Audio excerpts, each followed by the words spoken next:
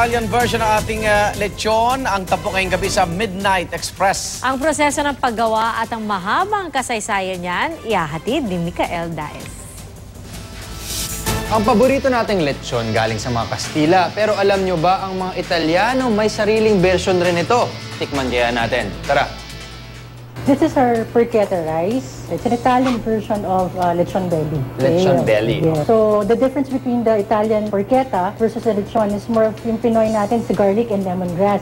Okay. But with this recipe, we use fresh herbs and fresh seeds, coriander seeds, and we wanted to make it authentic, Italian authentic, and then introduce it with a lot of items from our menu. You can have it with tacos, for our nachos, and also for the carbonara. Bagaman kilala na ang lutong ito sa buong Italy, sinasabing orihinal ito nanggaling sa Aricia sa probinsya ng Roma. Itinuturing itong celebratory dish o pang espesyal na okasyon lamang. Isa ito sa itinuturing na iconic culinary product ng Lazio region ng Italy at pinaniniwalaang naimbento noon pang 1919. Sa ngayon, isa ito sa sikat na dish sa Venetian cuisine. At ngayon nga, matitikman na rin natin yan dahil isang restaurant dito sa Pasig ang nagdala ng kilalang Italian dish na yan. The best way actually to eat it is to mix everything.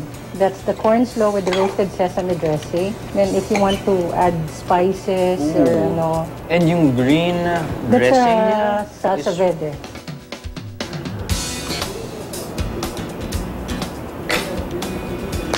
Pwede. Sinubukan ko muna yung pork.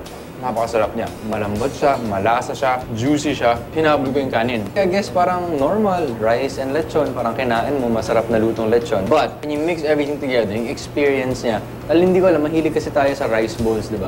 Ang sarap lang niyang combination. Dahil yung lechon, yung kanin, maanghang, pero masarap. And bagay siya. So, wow. Approve ako. Masarap siya, chef. Thank you. Good job. Kung ganyan lagi ang luto nila ng porchetta, wala akong duda, patok na patok ang restaurant nito dahil ang sarap talaga niya.